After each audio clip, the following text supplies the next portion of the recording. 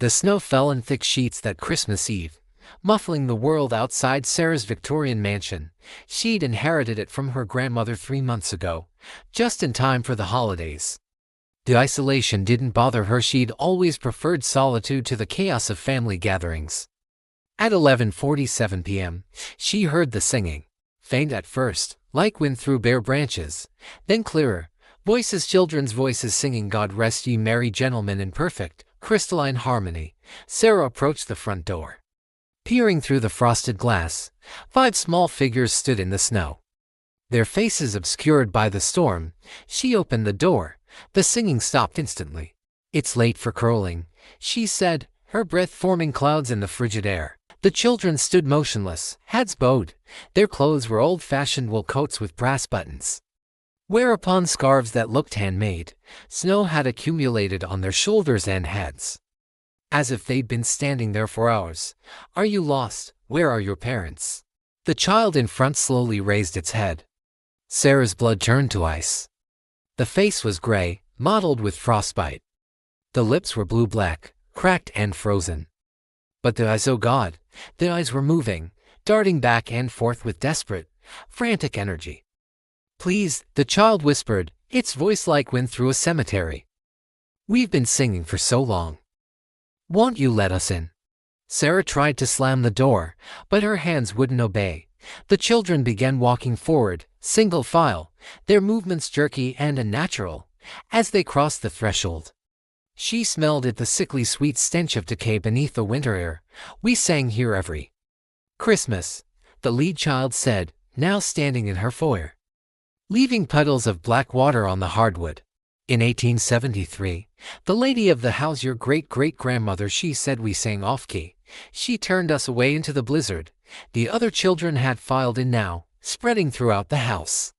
Sarah's legs finally obeyed her screaming mind, and she ran toward the back door. But there was another child there, this one smaller than the rest. "We froze to death 2 miles down the road," the small one said matter-of-factly. "It took hours. Our parents found us 3 days later, huddled together under a tree." Sarah's back hit the wall. All 5 children now surrounded her in the kitchen, their frozen faces inches from hers. She could see ice crystals in their hair, frost in their eyelashes. "Every Christmas Eve, we return," they spoke in unison now, their voices overlapping in a hideous chorus. "We sing for the family that let us die. We sing until someone finally listens. Until someone finally pays." The lead child reached out with a hand that was more bone than flesh. "Will you sing with us, Sarah?" Her scream caught in her throat as their frozen fingers touched her skin. The cold burned like fire, spreading through her veins like venom.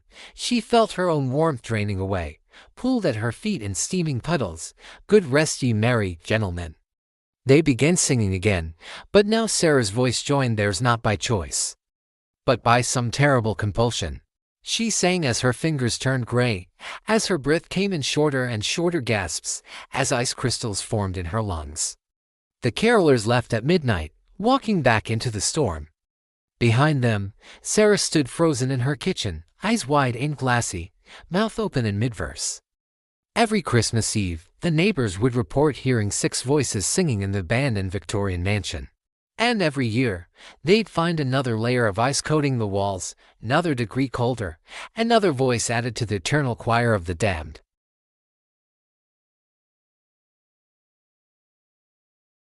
Marcus worked alone in the mall security office, watching the monitors flicker between empty storefronts. Christmas Day had come and gone, and he'd drawn the short straw for the overnight shift. The mall closed at 6, and now at 2:34 a.m. The vast complex was a cavern of darkness punctuated by emergency lights. Monitor 7 showed the North Court, where the elaborate Santa's Village display still stood, the workshop facade, the oversized presents, the throne where thousands of children had sat for photos, and Santa's workshop book, that massive prop ledger where kids could pretend to see if they were naughty or nice. Marcus rubbed his eyes and looked again. Someone was sitting in Santa's chair. He grabbed his flashlight and headed out, his footsteps echoing through the empty corridors. Christmas music still played faintly through the speakers, some malfunction of the audio system. "I'll be home for Christmas," warbled through the darkness, distorted and slow, when he reached the north court. The chair was empty, but the workshop book was open. Marcus approached slowly, his flashlight beam trembling across the oversized pages. This was wrong. The book was sealed shut every night, locked with a small brass clasp. He looked down at the open pages and felt his bowels turn to water.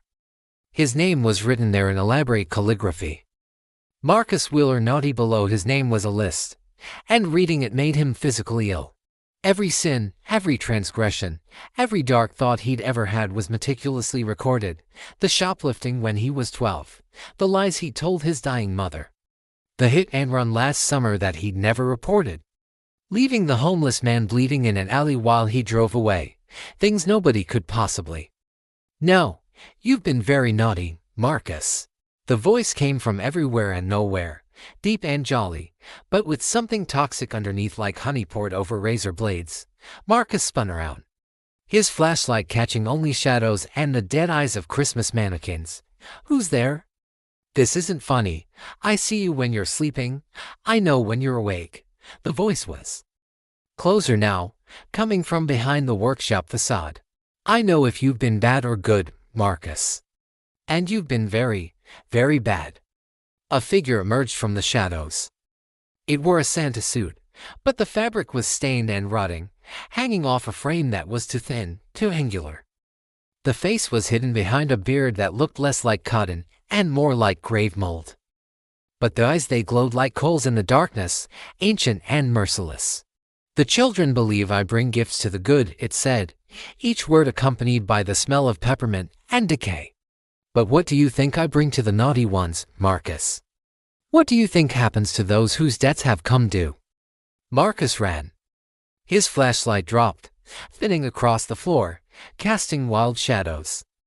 He heard bells jingling behind him, sleigh bells, moving impossibly fast.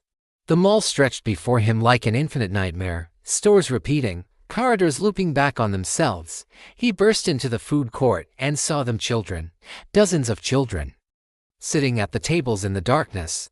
Their eyes reflected his dropped flashlight's beam like animals. They were eating something, tearing at it with greedy hands. "The naughty children don't get presents," one child said, looking up with a smile too wide for its face. "They become presents." The thing in the Santa suit was behind him now. Marcus felt its skeletal hand grip his shoulder with impossible strength. "You've been on my list for a long time," it whispered in his ear, "and Christmas debts must be paid." The next morning, the day shift security guard found the workshop book still open. Marcus Wheeler's name was crossed out in red. Below it, in fresh ink, it read, "Debt settled December 6 each. 2:47 a.m. They never found Marcus, but every year after, on Christmas night, if you listened carefully in the empty North Court, you could hear screaming beneath the cheerful music. And the workshop book grew thicker and thicker, adding names, always adding names, written in a hand that had been checking them twice for centuries.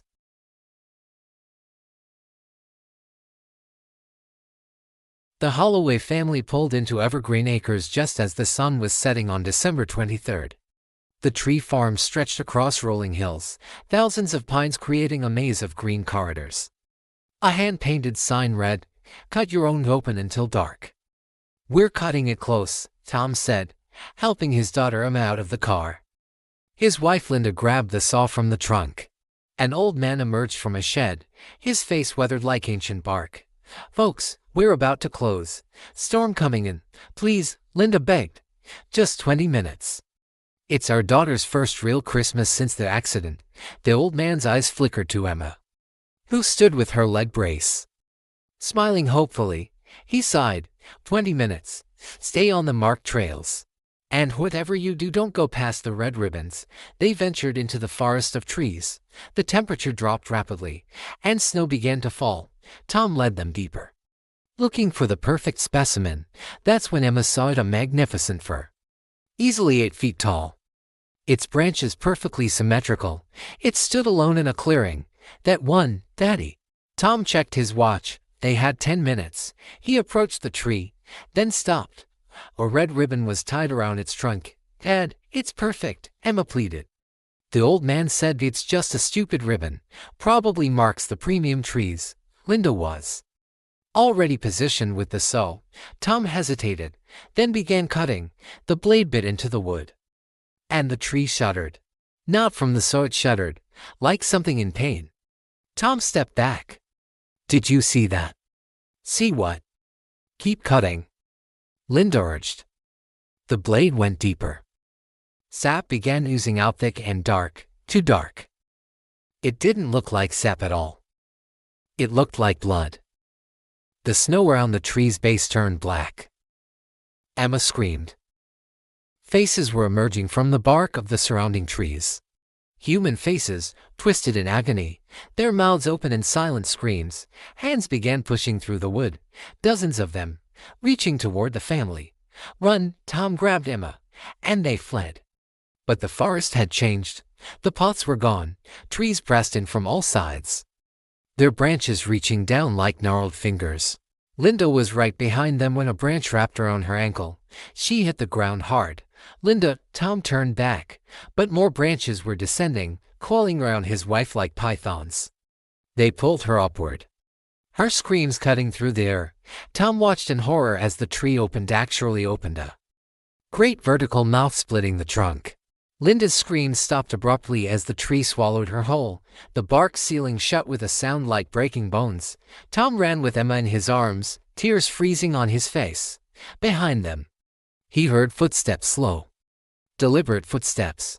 He risked a glance back and saw the old man walking through the trees, which parted respectfully for him.